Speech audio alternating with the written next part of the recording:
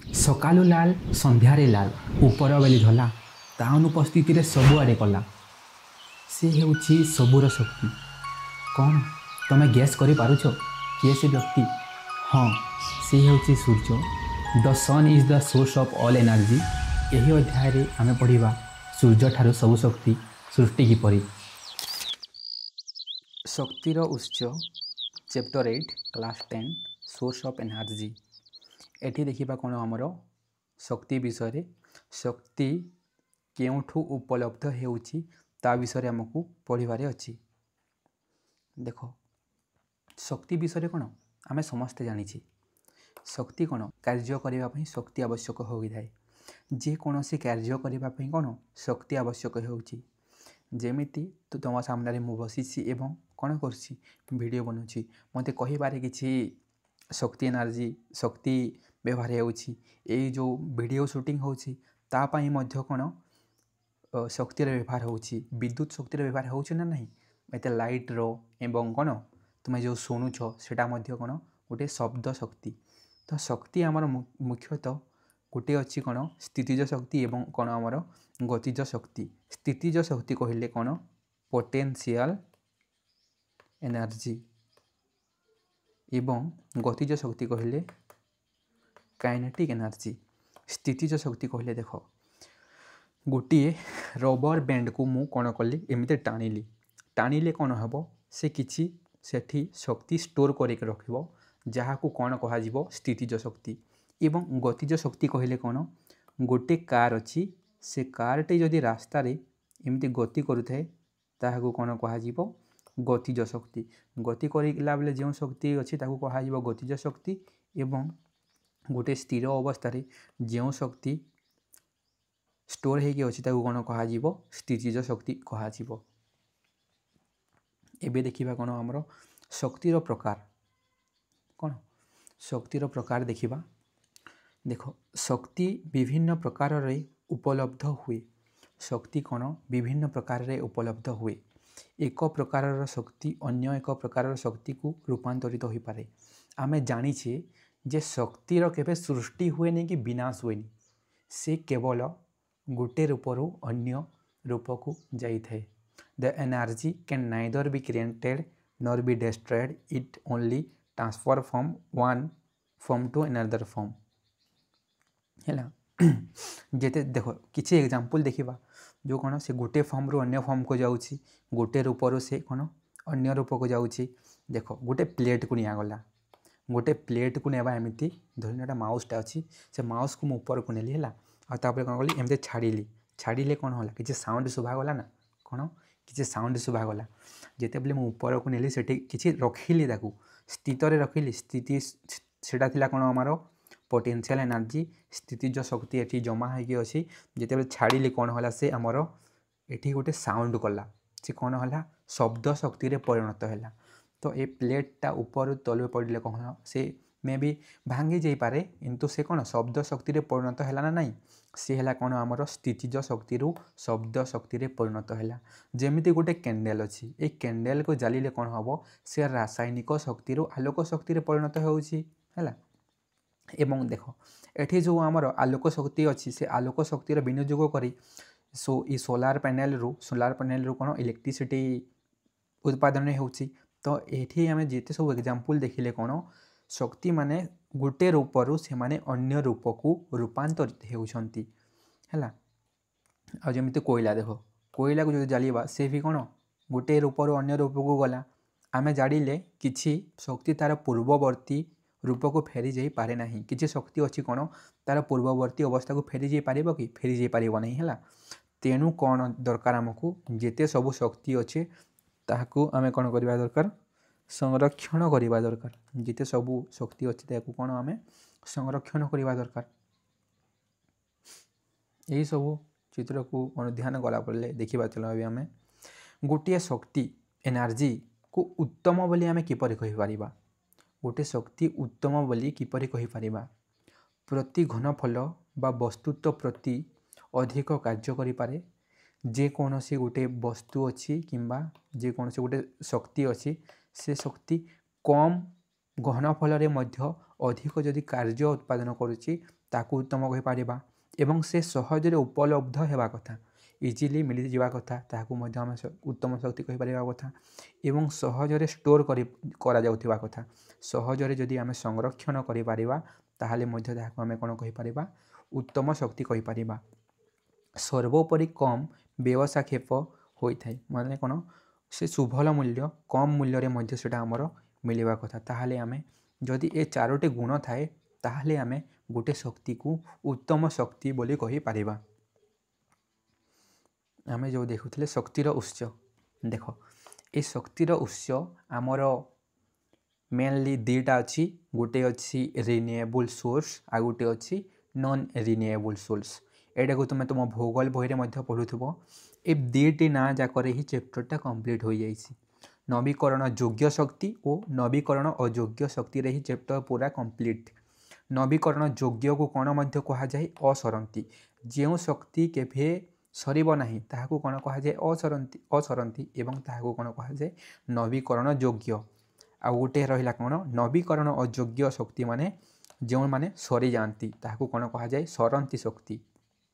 प्रथमे चलो देखि नबा आमे कौन नवीकरण योग्य शक्ति काहाकू कहा जीवो एही प्रकार शक्ति उत्सरु शक्ति व्यवहार कला परे पुनर्बार सही शक्ति सही उत्स सृष्टि करी हुए बा प्राकृतिक उपर से समस्त शक्ति बारंबार शक्ति मिलता है जेमिति जेकोसी भी शक्तिर उत्स अच्छी एवं सेठारु जदि आमे थरे शक्ति पाइबा ताको कौन कहा जीवो नवीकरण योग्य यही प्रकार शक्ति कौन होची आमे शक्ति को बारंबार व्यवहार करला सत्वे भी सेटा कौन होची सरू नाही ताको कहा जीवा कौन आमर नवीकरण योग्य शक्ति कहा जीवो यही प्रकार शक्ति उत्स गुड़िक प्राय असरंती ये माने कौन असरंती से माने अनलिमिटेड से माने सरीबे नाही अनलिमिटेड से गुड़िकर प्रचुर परिमाण शक्ति गच्छित है एवं तांको मध्यरे कौन बहु परिमाण शक्ति गच्छित होता है जेमिति कौन सौर शक्ति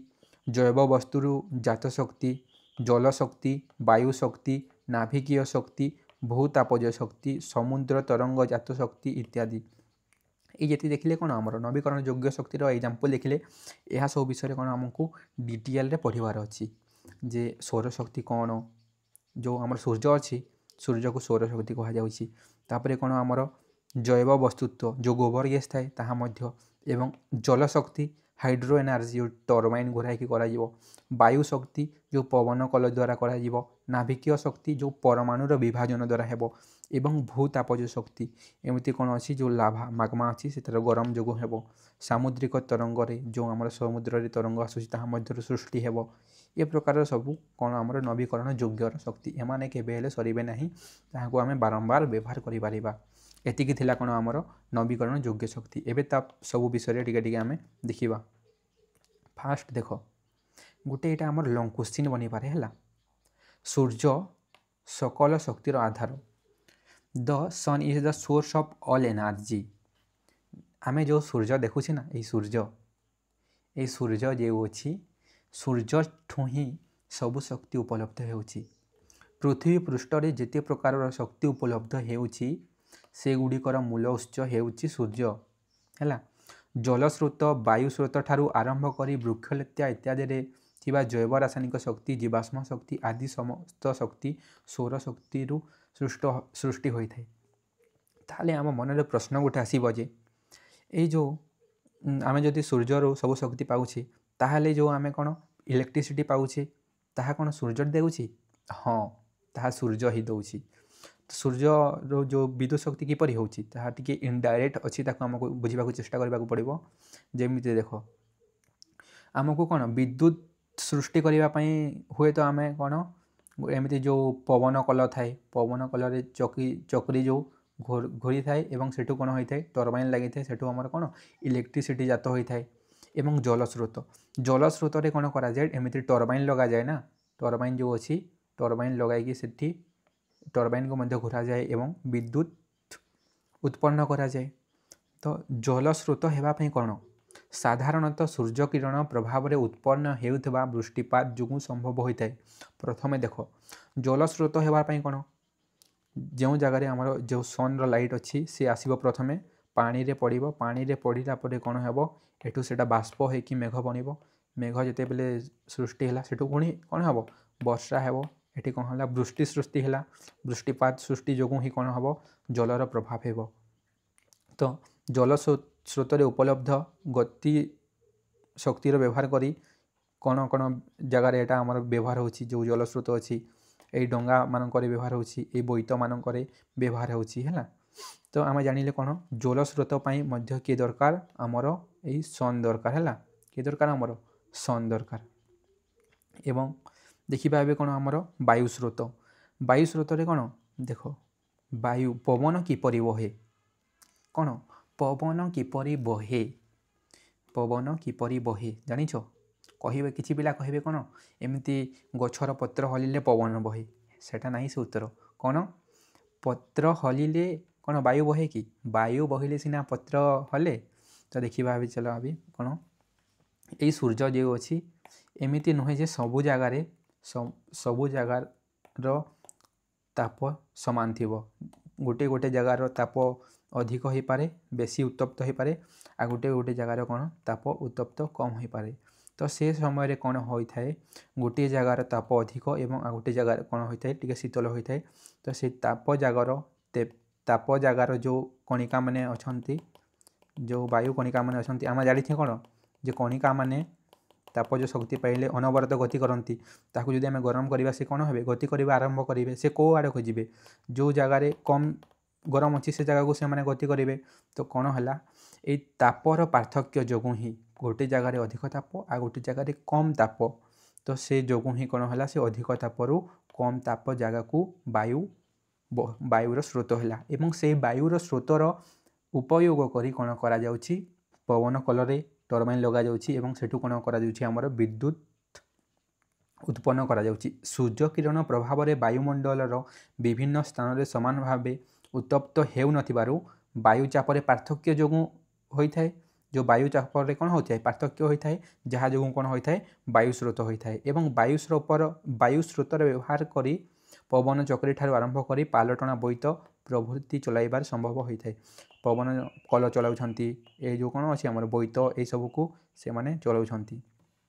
एबे देखिबा चलो आमर कौन जीवाश्म कौन एटा आम देखिले कौन जिते सब अच्छी सेटा आमर सब सूर्य उपर निर्धारित जल स्रोत भी आमर कहा उपरे निर्भर करुच्ची सूर्य उपरे एवं वायु स्रोत भी सूर्य उपरे निर्भर करुच्ची। आ गोटे रहा कौन आमे जो खाद्य खाऊँ कौन आमे खाद्य खाई भी किसी शक्ति निर्गत करुचे ना तो से जो शक्ति पाउ केमिति आमे पाउछे एटा गोटे मनीष है कि गोटे कौन ये प्रथमे खाद्य खाई कौन ये एनर्जी पाइला तो ये खाद्य खाइला कौटू गोटे कौन से गोटे उद्भिद हे से उद्भिदर आसला एवं ये उद्भिद तार खाद्य किपर सृष्टि कला प्रथमे कौन कला जो सूर्य आलोक अच्छी सूर्य आलोक को विनियोग करी से तार पत्र थिबा हरित कणिका को व्यवहार करी से कौन कले फोटोसिंथेसिस करथिला आलोक श्लेषण एवं शक्ति तैयारी करथिला।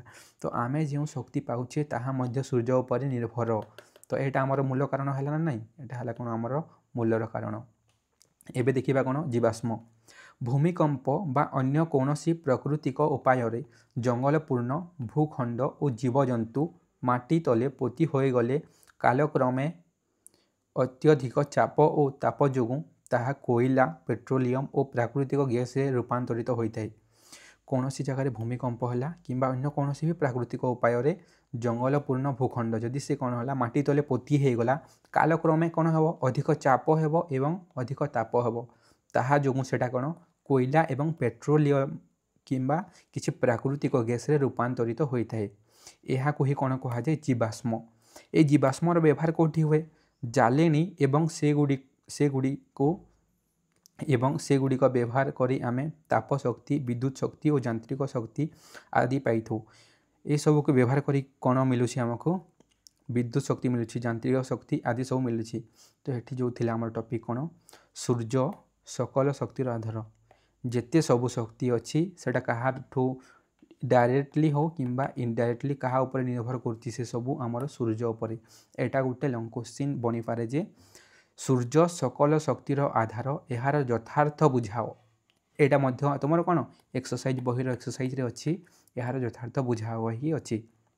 तो जानिले कौन आम सूर्य ही सब आमर कौन अच्छी मूल कारण। एवं देखा आमर कौन गोटे देख प्रथमे यहाँ आमर सौरशक्ति।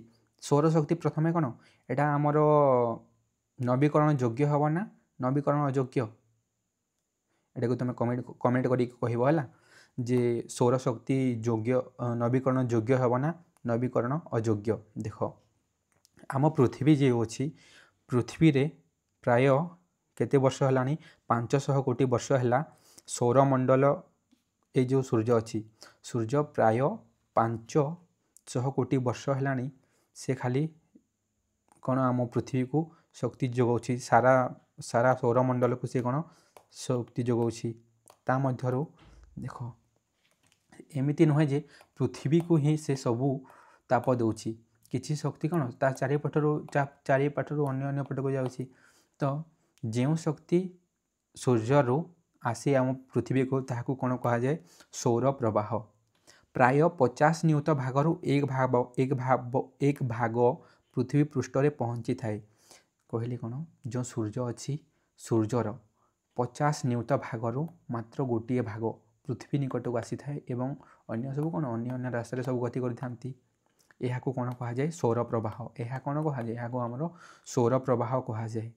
तापर देख आल्बेडो गोटे अच्छी कौन आमर आल्बेडो जो शक्ति पृथ्वी पृष्ठ रे पहुँचे तार प्राय अधा पृथ्वी अवशोषण करे एवं अवशिष्ट प्रतिफलित और विकिरण हो महाकाश को चली जाए। यही प्रतिफलन को आल्बेडो कह जाए। जो आमर कौन शक्ति आसला यहाँ कौन कह सौर प्रवाह। तो एठी जो शक्ति आसला किछि शक्ति अवशोष हो जहाँ को पृथ्वी रखिब एवं किछि शक्ति जहाँ कौन हम एमती प्रतिफलित हो एवं ये जो प्रतिफलित है ताहाकू कौन कह जाए आल्बेडो कह जाए। बुझीगला आल्बेडो क्या कहवा जो शक्ति आसला ता किछि अवशोषित है एवं किछि कौन है प्रतिफलित है ये प्रतिफलित को कौन कह जाए आल्बेडो कह जाए। आम पृथ्वी पृष्ठ रे 1 वर्गमीटर अंचल लंब भाव प्राय 1.2 किलोवाट सौर शक्ति पड़ी थाए। पृथ्वीर गोटे वर्गमीटर एरिया यहाँ है कौन आम पृथ्वी और गोटे वर्गमीटर एरिया पाखापाखि केते शक्ति पड़ी थाए प्राय 1.2 किलोवाट शक्ति पड़ी थाए। 1 वर्ष मध्य भारत जो सौर शक्ति लाभ करें ताहा 5000 नियुत किलोवाट आवर शक्ति ठार अधिक। कहले कौन आमर जो गोटे वर्ष केते शक्ति लाभ करुच्ची 5000 नियुत किलोवाट से अधिक। निर्मल मेघयुक्त आकाश में प्रतिदिन प्राय 4 ରୁ 7 किलोवाट पर मीटर शक्ति मिलता है। गोटे निर्मल आकाश में प्राय दिन को केते शक्ति मिले 4 ରୁ 7 किलोवाट आवर पर मीटर मिलता है। एवं देखा कौन गोटे धला पृष्ठ एवं कला पृष्ठ कौन अच्छी गोटे धला पृष्ठ एवं कला पृष्ठ जो सूर्यर आलोक आसूसी धरनीय गोटे व्यक्ति अच्छी जे धला सार्ट पिंधि एवं अन्य व्यक्ति कौन गोटे अच्छी जे कौन धला सार्ट पिंधि है आउ अन्यटी कौन आमर कला सार्ट पिंधि। तो गोटे रहा धला पृष्ठ आ गोटे रहा कौन कला पृष्ठ। तो तुम्हें मैंने शुणी थो कौन खरा बेले धला सार्ट पिंधा दरकार एवं ये शीत समय कौन कला सार्ट पिंधा दरकार। कला सार्ट पिंधिले कौन उपकारिता हे कौन लाभ हे एठी जो शक्तिर अवशोषण हम ताहा अधिक हो एवं धला पृष्ठ रे कौन हुए जो आमर सूर्य आलोक आसूची ताहा तार प्रतिफलित अधिक होता है एवं अवशोषण कम करें। जानिले कौन कला पृष्ठ रे अवशोषण अधिक हुए एवं प्रतिफलन कम हुए एवं धला पृष्ठ रे अवशोषण कम हुए एवं प्रतिफलन अधिक हुए। तो ये जो धला पृष्ठ एवं कला पृष्ठर प्रतिफलन जो कॉन्सेप्ट को नहीं सोलार चूल्हा सोलार सेल ये सब बनी जो गोटे सोलार सेल देखी यहाँ कौ कलर थाए ब्लैक कलर थाए। तो यही उपरे ताहा सब निर्धारित। एवं देखा कौन चलो आमर जो सोलार चूल्हा कथा कहुला कौन आमर सोलार चूल्हा विषय कहवा सोलार कुकर।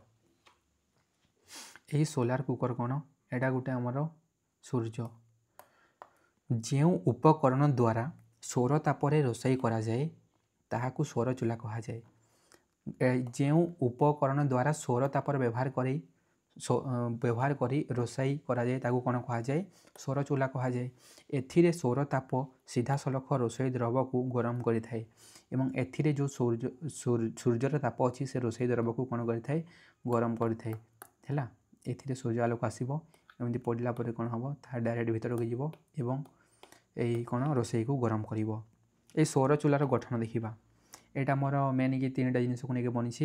ଗୋଟିଏ ଆଧାର ପାତ୍ର, ତାପ ଶୋଷୀ ଆଚ୍ଛାଦନ ଏବଂ ପ୍ରତିଫଳକ। ଚିତ୍ରକୁ ଭଲ ଭାବରେ ଦେଖ।